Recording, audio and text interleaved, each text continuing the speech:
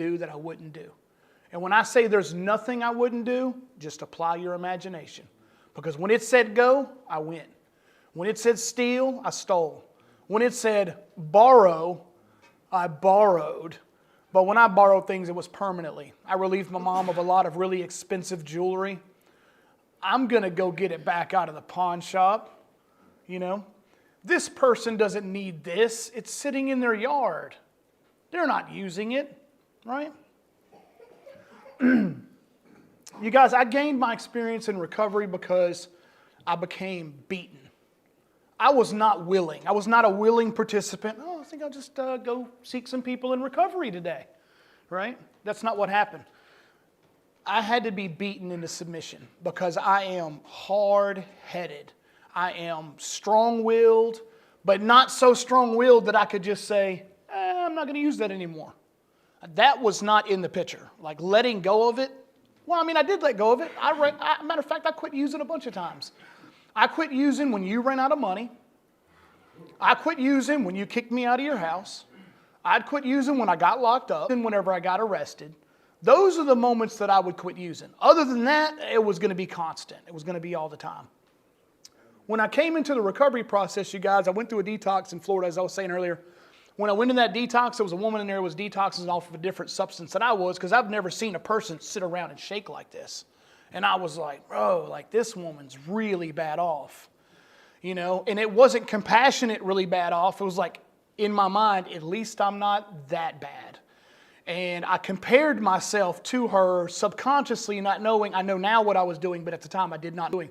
I was comparing myself back out into the streets to continue using because I wasn't that bad. I would always find someone lower than me that I could compare myself to so that I could continue to do things. But the influence that I was under, you guys, is a dark, dark place to be. And some of you guys know what I'm talking about. It's dark. But when we first get into that position, you guys, it doesn't seem like that because we're so caught up in the euphoria and the elation of it. And, you know what I'm talking about. The goose, just that, whatever that is.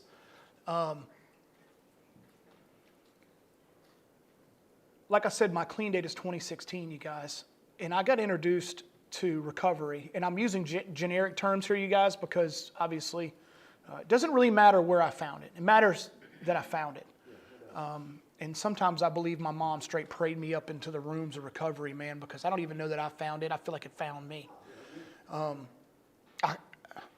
always wanted a way out, but I didn't know what to do. I would want desperately not to be where I was at. I mean, desperately not to be where I was at, but I didn't know another way. And when I found the rooms of recovery, you guys, let me put it like this. I wasn't okay with using, but I also wasn't okay with recovery. So I was in this really bizarre place where when I would use, I would hear y'all's voices, but then whenever I was hearing y'all's voices, I was hearing its voice.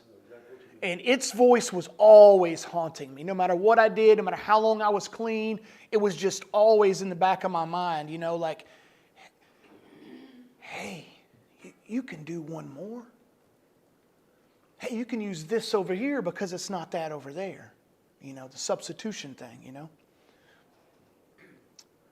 And eventually I got to the point, you guys, after years, 2003, I think I got introduced to recovery.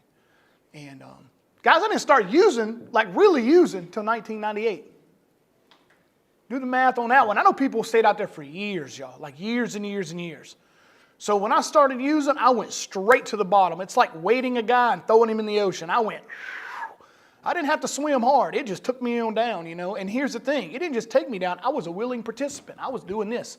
I'm strapped and I'm swimming down with it. This feels amazing, And that's my fault, man, because I like to feel good. Anybody else in the room like to feel good?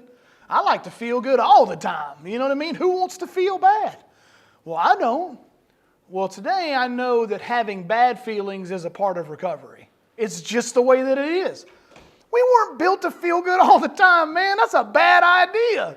That should have been like a red flag, But when you start doing that, it's just a matter of time before we crash and burn, man. You guys, when I first got introduced to recovery, man, I'd go to meetings and stuff. And again, generic terms, I'd go to meetings and stuff, man, and I might read a reading or something, and I certainly might pick up a key tag or in this case, a bracelet. But it didn't have any lasting effect, man. I thought that getting the bracelet meant something, I thought that it would change me. I thought that reading the reading would change me. I thought that learning how to make coffee would change me because I didn't know how to make coffee until I came into recovery. The home group taught me how to make coffee. Interestingly enough, my mom was a waitress, but I didn't know how to make coffee. I would come in, I would hang out for a while, and I'd go back out. I'd come in, I'd hang out for a while, I'd go back out. And just that revolving door. And if you guys have been in meetings enough, y'all know what I'm talking about. It just happens. I was that guy. I would come in and would connect with everybody because I'm a social butterfly, right? Just pollinate, right? Just a social butterfly with everybody. And that people would get to know me and they were like, no, man, that Terrance, man, he's a good dude, man. He's going to make it, And I'd be like, yeah, I'm going to make it, strutting around, But I wouldn't.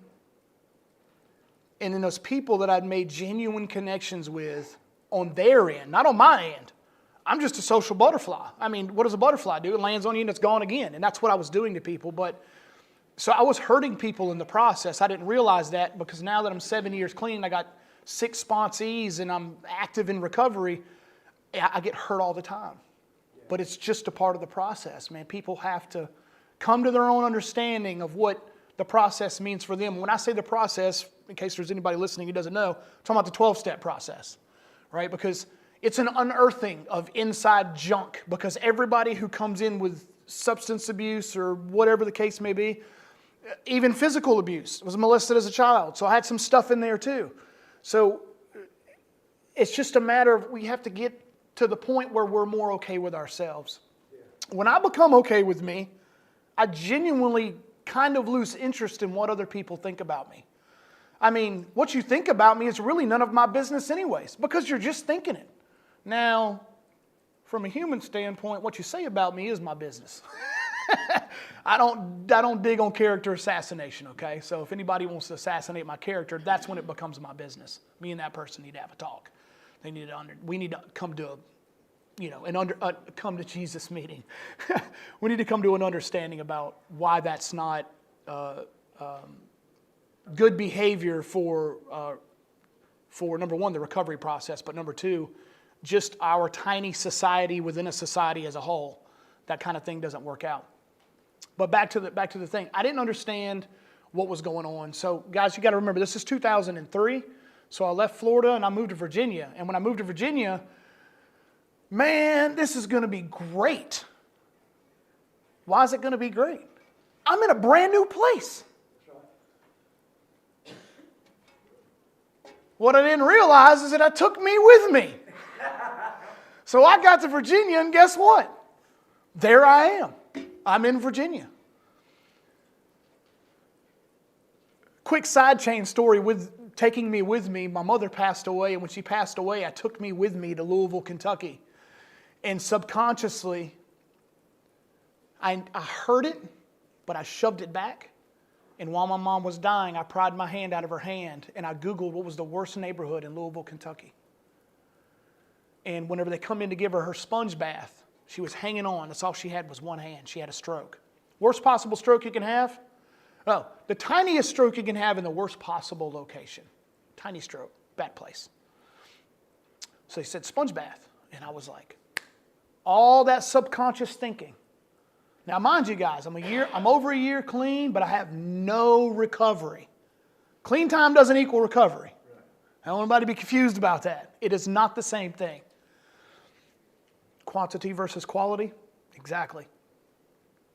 So I pried my hand out of my mom's hand, and as soon as I hit the door, man, I pulled out my phone. I was in a rental car. The company I was managing for, AT&T, they said, hey, man, here's this car, here's this money. Like, go take care of your mom. And I'm like, man, I must be doing good. Gave me a rental car. Y'all can guess where that rental car wound up at, right? It wound up rented. Some of y'all know what I'm talking about. You got a car, it's going to get rented. So anyways, I went and I used. And luckily, I ran out of money fast enough to make it back to the hospital before my mom passed away. I say that because no matter where I am, hi, my name is Terrance and I'm the problem. So it doesn't matter if I live in Florida. It doesn't matter if I'm in Virginia. It doesn't matter if I'm in Louisville, Kentucky. It doesn't matter if I'm on the moon or taking a trip to Venus. There I am. I'm the problem. Everything outside of my body is not the issue. My problem is that the thing that I was using for my solution was actually my problem. My solution for everything was substances. I mean everything. Bad day at work, I want to feel better. The sun's shining and everything's great. Well, let's add a little to it. Let's make it even better. You know, the dog bit me. Using. Lost my job. Use. Got a job. Use. I got paid. Use. I only got a half a check. Still use. It was just there all the time. When I got to Virginia, you guys, I got introduced to a home group there, and I thought, like, this is it. These people are going to keep me clean, right? That's what I thought. Like in my, like, these people are going to keep me straight, you know? And I'm not saying that accountability isn't important, because it is. But being accountable means I have to be accountable. It's not like you guys are just going to show up and, you know, don't do that, don't do this, you know what I mean? Like, I mean, God knows, man, there's more dope in prison. And it's about as pardon my language, it's about as controlled as it can get in there, but there's still drugs in there.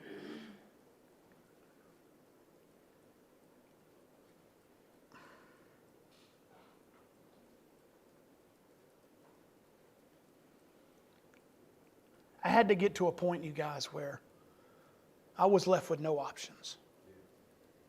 If there were options on the table, I was still going to use. And I had 3 years clean. I'd met a woman. If my wife's listening, obviously it's not you. I met this woman. I was 3 years clean, man. I was active in recovery. I was doing hospitals and institutions work. I was going into facilities and sharing with people. And I was activities, subcommittees, and like just doing all. From the outside, man, everything was great. And then I met this woman. And I said, okay, God, I got this. And man, I replaced her. I replaced God with her so fast. I mean, lightning fast. And I say lightning fast, it didn't happen in an instant, but it was pretty instantaneous. It's faster than you could make rice. It was pretty quick. Pretty quick. And it was like the instant rice too, so it was pretty fast. But when she went and used you guys, oh my God. Guys, I was calling her family. I was reaching out to the police. Someone had kidnapped that woman. They stole her off the side of the road. Now, my recovery friends who are standing beside me watching me spin out, guess what they're doing? Like, hey, man, you going to tell him? Man, I ain't telling him. You tell him. Man, I don't want to tell him, man. And I'm over here like somebody kidnapped her and she was broke down. And because she had told me something happened to her car and it was radio silence. Right? And I had done that stuff to people a bunch of times, but man, I didn't think anybody was going to do that to me. And sure enough, man, she had went out using. And a couple days later, she finally called me, man, to blow through like 10 grand or something, you know, and something crazy. And I thought that I could save her. And there I went, dude. And guess where I wound up at? Doing the same thing that she was doing. Because I hadn't learned about proximity yet. Look, we're in recovery together, high-fiving, hugging, all that stuff, man. I'll laugh with you, cry with you, but when you start walking toward that cliff, bro, I'm gone, y'all. I can't stick around for that. I can't do it because I know that thing that rests between my ears, man, it's going to start speaking. Because as soon as it's almost like the thing that lives in us knows, and I'm going to use this terminology, some of you guys may not agree. The disease in me, the dis-ease, the dis-easement that's in me, it knows your disease. It's almost like they have Bluetooth connectivity or something, man. Like they know. Like I'm in proximity to someone, and like I'll be sitting in a meeting, and the new guy comes in, and he's using, woo, I just get like, for the grace of God, there go I. At the same time, I need to be available. But I need to be mindful of my proximity to that person. Because it's like a proximity mine. You get close enough, it's going to go off, right? I'm going to change directions here real quick, you guys. I was behind a dumpster. Using. Obviously, right? Who hangs out behind dumpsters? People were using. I don't hang out behind dumpsters today. I was hanging out behind a dumpster, was using, and I remember using, and just, and I said, whatever you are, just keep me high forever. I want to feel just like this forever. And that was early in my using days, man, early. And I've paid for that. I fight for it every single day for that to not be what I prayed for. I fight. Because recovery is a full contact sport, y'all. It is not a sit up in the nosebleeds, wave my big number one anything hand. I don't care if it's whatever. You apply whatever you want to. Following Jesus ain't easy. I got to get on the field, suit up, show up, and get on the field and take some life lesson hits, man, and then not use behind them. Not use behind the stressors that come along with life, right? Now it's hard not to kind of blow up at people, and you're right. Our significant other, my wife, she catches the brunt of it all the time. And I always have to come back to her and say, baby, I apologize. I shouldn't have went off on you like that. This is work-related. Like, she has no business. It doesn't matter. But we vent to each other about our jobs all the time. And I digress. Let me say this real quick. 1 Peter 5:8 says what? Who knows 1 Peter 5:8? Come on. Come on, who knows it? Nobody? Humble yourself before the mighty hand of the Lord, He will lift you up in due time. Nope, that's the second part. That's 5:9. To be sober, to be vigilant, because your adversary walks amongst you as a lion, seeking whom he may devour. Seeking whom he may. You know what that means?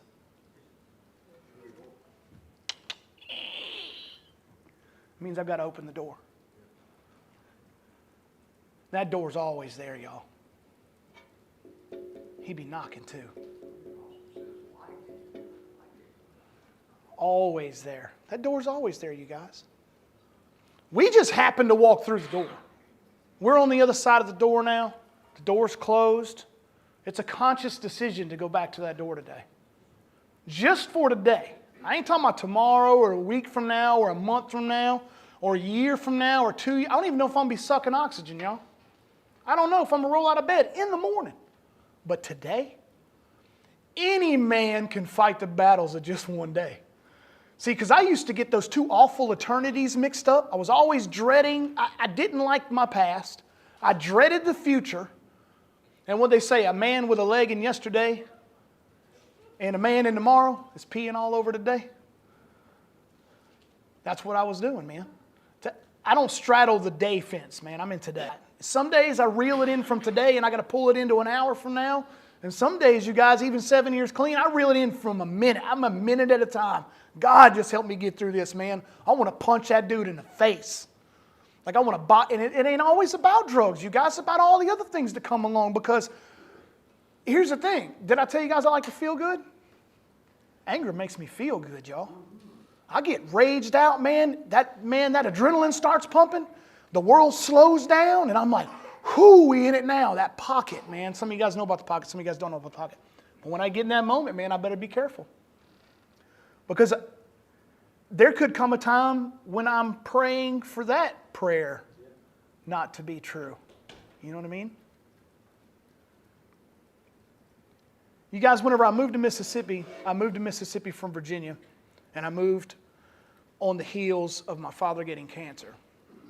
It's like 3 months clean, dropped everything, and drug that woman here with me. You got to come with me. I'll keep you clean. And of course, she didn't stay clean, neither did I. And I did the same thing to my dad I did to my mom. The exact same thing. But after my dad passed away and everything happened, we got a divorce, thank God. And I know probably doesn't like divorces, but I'm very grateful that they have that.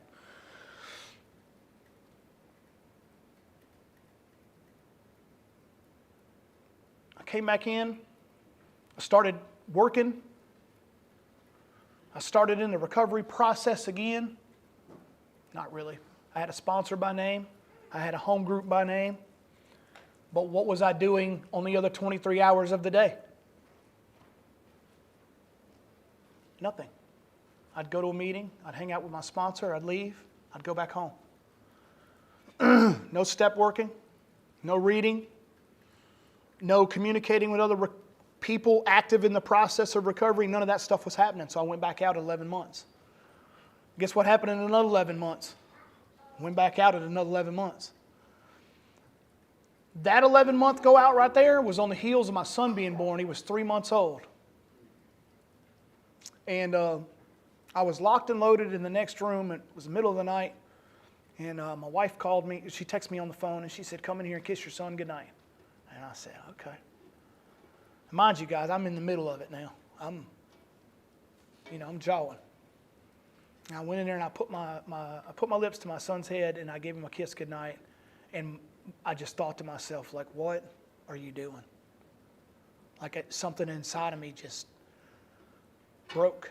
I had been responsible for things before. And I remember even one time I got out of my wife's car and I slammed the door on her after we left a meeting. And I said, "I just want my life back." She was pregnant. Slammed the door and I was just going to walk a mile home. I want my life back. Because I was seeing all this responsibility coming my way and I didn't know anything about being a father. I didn't know anything about being a provider. I had plenty of girlfriends before, but that's like, whatever. But being where I was headed, man, I just, was freaking me out. When I kissed my son, you guys, it was like something's different. And that the original 3 years, 3 seems to be really prevalent in my life. There's a lot of 3s. I'm having an epiphany right now, guys. Bear with me. Wow. I need to do some writing on that. When I had that 3 years of recovery in Virginia, you guys, and I was real busy, and I was just like, I was having these spiritual experiences. And they were way more profound than what I was having with drugs. Way more profound.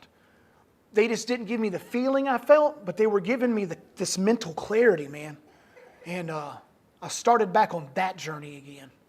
And kind of just separating myself from some of the chaos. And that's been the journey that I've been on for 7 years. And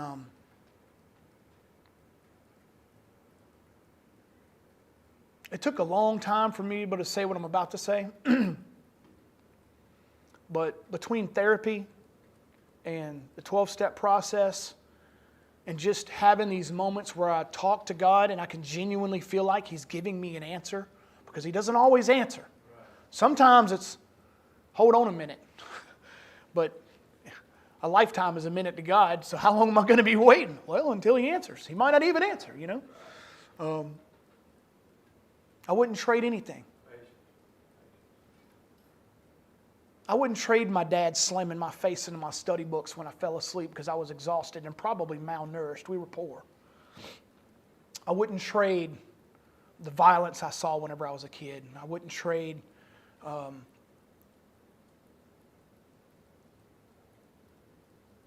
I wouldn't even trade that prayer that I made behind that dumpster.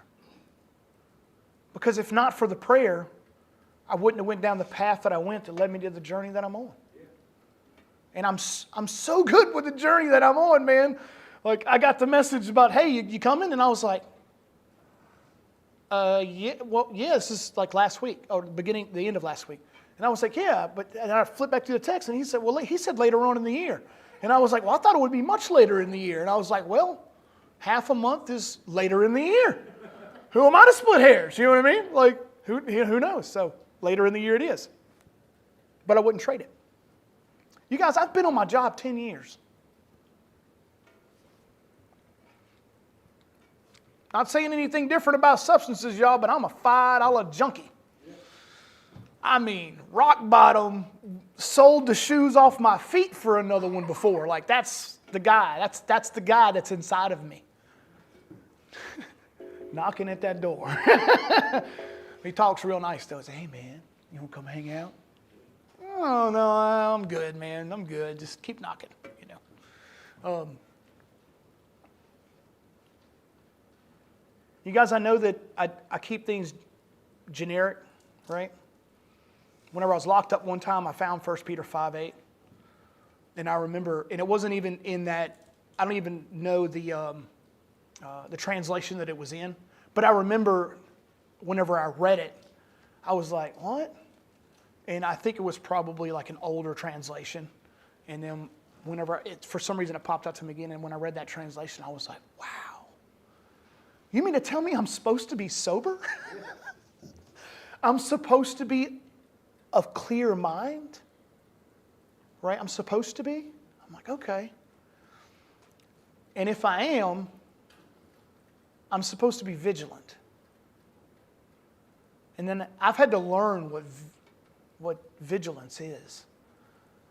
How to be, I don't want to say steadfast, but you know what? I have to have standards today. I have to have a standard that I'm willing to live up to.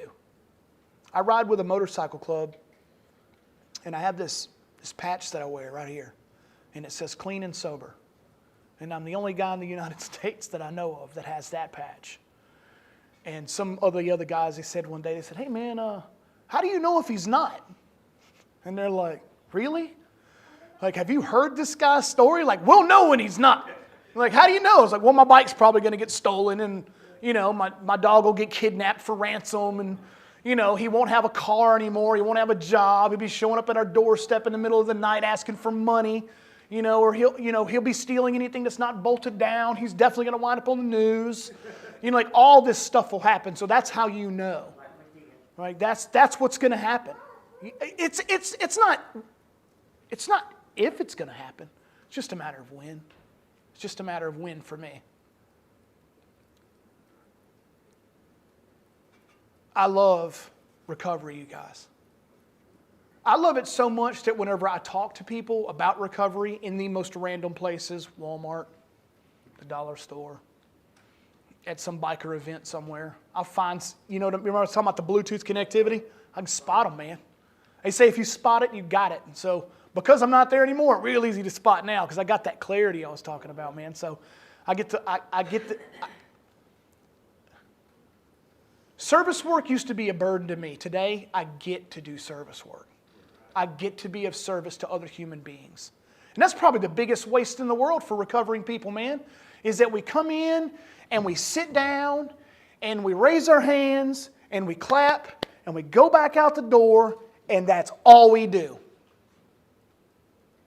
To me, that is such a waste because the things that we learn in the 1 hour or the 2 hours, like we have to carry that into the world. I don't know where the scripture says, but doesn't it say something about putting the light somewhere? Where does it say to put it in? Put the light where? As tall as you can. It's for the world to see. Shout it from the rooftops type of thing, you know? Man, recovery doesn't actually belong to us, y'all. Yeah, it doesn't belong to us. But I have to be careful with proximity, again, because obviously I can't put myself in a bad... Y'all, I ain't going to the crack house. That ain't happening. I'm not going to the shooting gallery, right? But in my everyday walk of life, man, if I see somebody I know that's hurting, I'm trying to be there for them. And although I may design my message to fit at a certain venue, whenever I'm outside that door, you guys, I have no qualms about telling you guys get with me afterwards. I'll let you guys know all the ins and outs of where I come from and stuff like that. I want to read something and I'll be done because I'm not going to sit here and ramble on just because I have the time to do it. Remember telling you guys I write a lot? Hey, I got a joke. Who wants to hear a joke? Yeah. Come on with it. How many addicts does it take to unscrew a light bulb? To screw in a light bulb, excuse me. How many addicts does it take to screw in a light bulb? Get used to being in the dark. Addicts hate change. Right? It's okay, I've got one built in. This is what I wanted to say to you guys. I've heard it said a whole bunch of times, you guys, that the things that were out there aren't useful in here. The things that we did out there are not useful in here. But I beg to differ. How did I chase my substances of choice? How did I chase it? I'll tell you exactly how I chased it. I went hard, y'all. Remember me saying when it knocked out, I went. I did it. That energy is what I need to put into recovery. The same energy I put in out there, if I put in here, successful, man, I'll be so successful. How easy was it to program the number of the dope man in my phone number, in my phone? Real, if I had a phone. Real easy. How easy was it to call that guy in the middle of the night? How easy was it for me to walk miles in thunderstorms in Florida to his house? It was easy. So shouldn't I put that same exact effort into recovery? You know how hard it was for me to get a guy's phone number when I first came into the rooms, you guys? It was hard, man. I came in, you should get that guy's number. And I was like, I don't think I want to get a dude's phone number. Because all of a sudden I had these invisible standards saying, get another guy's phone number. But how many phone numbers did I really have anyways? You know what I mean? I bet you I still had that guy's phone number in my phone. Again, if I had a phone. So the things that I did out there are actually useful in here. Now what doesn't fly is lying, cheating, manipulating, stealing, the real common stuff, right? But the efforts that I put in to get to another meeting, to get to the dope man's house, to call someone whenever I'm in need. Man, I'm in need, man. Man, can I come by your house? You know what I mean? But today it's like, hey, bro, I'm hurting right now, man. It's 2 o'clock in the morning. I got some stuff in my head, man. Can we talk real quick? You know, my phone rings from time to time. Hey, man, can we talk? I say all that to say this. The same way that our defects got in the way of our recovery gets in the way of our using, if we're doing it right. If I'm applying myself to recovery, it gets in the way of my using, y'all. I don't want to feel the way I felt. And mind you, I'm not saying nothing's wrong with picking up another white bracelet or another white key tag, another white chip. Nothing wrong with that. But man, I could tile the floor with all them jokers I picked up, y'all. I could decorate a nice looking Christmas tree. Personally, I don't want to feel that again. Because man, when I came in and picked that last one up, y'all, whew, I thought I was broken before that. Something about that. And guess what, guys? My last use only lasted 24 hours, less than 24 hours. But the spiritual pain that I got from it was far worse than almost like everything else that I've ever done, balled up and handed to me at one time. And I was like, that's it.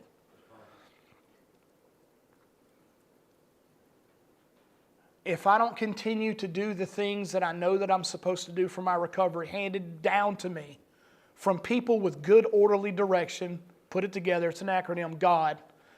God gives us the program, then He gives us the people. And if we don't follow the people into the program, we're out, y'all. We're out. And if you've been around long enough and it breaks your heart, you see it happen. You watch people, man. But all we can do is pray and just stay on our course. And hey, man, I pray to God you make it back alive, man. Because, real quick, show of hands, and I do this because I need the visual feedback. If you've lost someone to an overdose, raise your hand. Raise them high. Don't be shy. If you've lost someone who'd been murdered on the streets, raise your hand. If you've lost someone to a DUI, a car crash, bike crash, something like that, because they were drunk or the other person was even drunk. Right? I don't have to be a part of that problem today. Right? I get to be a part of the solution. And I tell you what, guys, it don't feel good all the time. But man, it's better than what it was. Whoo, it's better than what it was. I get to see my kid run out of the house in his underwear with some cowboy boots on in the middle of a rainstorm. Daddy, daddy, daddy, daddy, daddy. What are you doing? What are you wearing right now? He's like, this is what I'm wearing. You know? And that's probably how God views me. Just a little kid in his underwear and the cowboy boots going, Daddy, Daddy, Daddy, Daddy. And he's like, what are you doing? And he loves me anyways, you know. And I love my kids anyways. I love the recovery process, you guys. It's not even what I do anymore. It used to be, when I first got here, you guys, it was what I did. Today, it's who I am. And because of that, I get to do cool stuff like this. I get to have a house. And I get to console my family members whenever someone dies. They're not always so, well, Terrance is needy, Terrance is needy, Terrance is needy. Now it's like, hey, what do you need? You know? And thank God for that, man, because today I get to feel useful. Not useless, but useful. Thank you guys for letting me share. I'm going to have you thing here.